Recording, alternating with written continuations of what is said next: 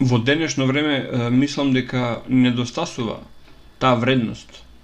а тоа е да кога се дискутира, кога се има диалог,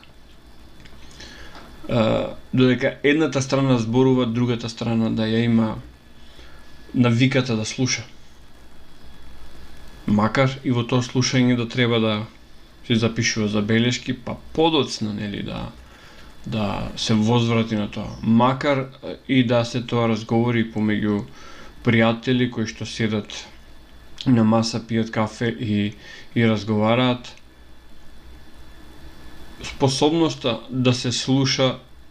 внимателно без да се прекинува соговорникот е многу важна. Верувајте ми дека е така, затоа што ви го кажува човек кој што порано, чувствувајќи ја силата на својата вербална моќ, обично